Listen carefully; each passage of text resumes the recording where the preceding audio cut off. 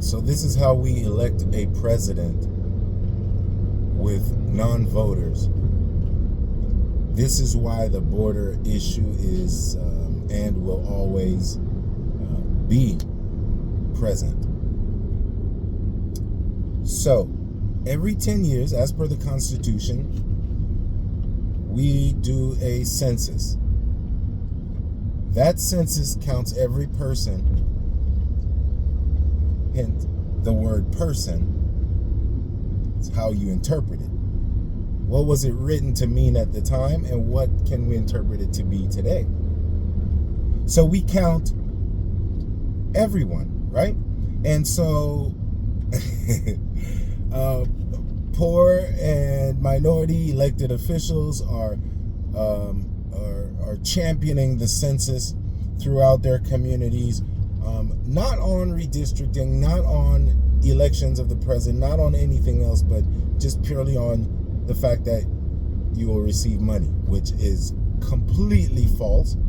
We'll do another video about that. But we count everyone.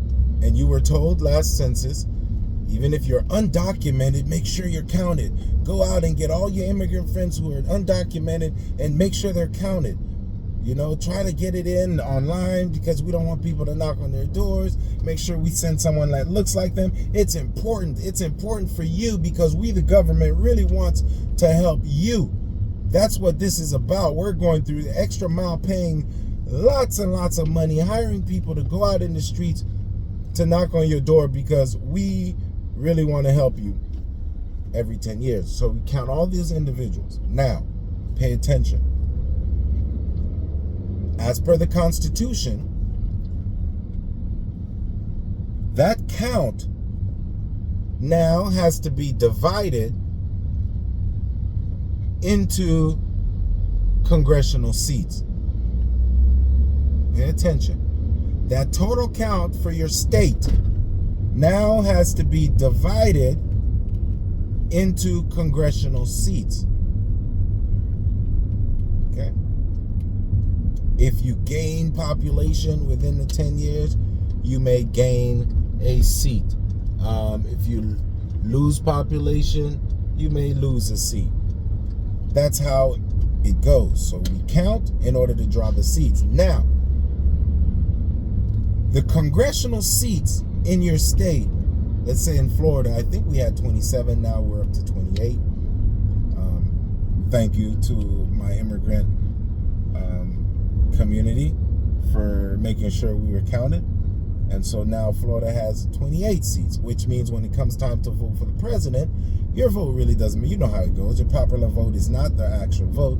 Electoral college is the vote. And how do you base the votes for electoral college? In Florida, since we have 28 congressional seats, we automatically have 28 electoral college votes, plus our 2 Senate seats, Marco Rubio, Rick Scott.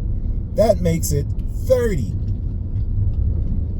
We now have 30 votes.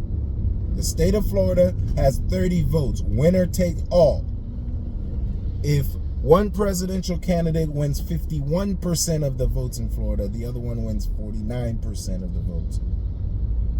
The 51% candidate wins all of the 30 Florida votes.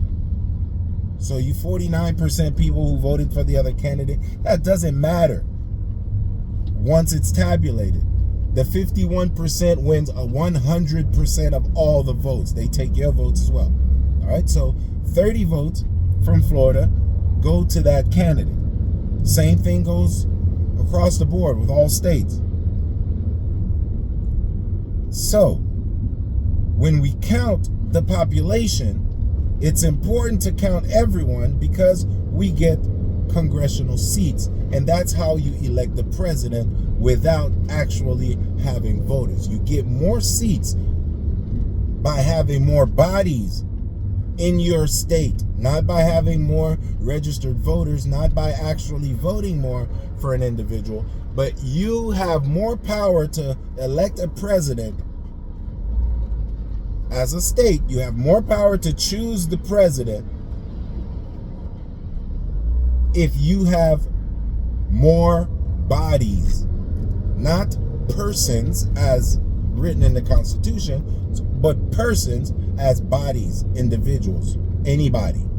Just bring them into the state, count them for the census, draw your seats, and then you can get rid of them. It doesn't matter, or leave them there because you're going to want that count to stay high for the next 10 years. As long as they stay undocumented, you never give them what they're actually asking about. Man, you immigrants think you're going to get, pathway to citizenship? Good luck. Good luck. If you think it's one political party that's going to do it for you, good freaking luck. It's a game, man. It's a game. You can't deprive an American of its property without due process. They felt deprived. Okay? So they will count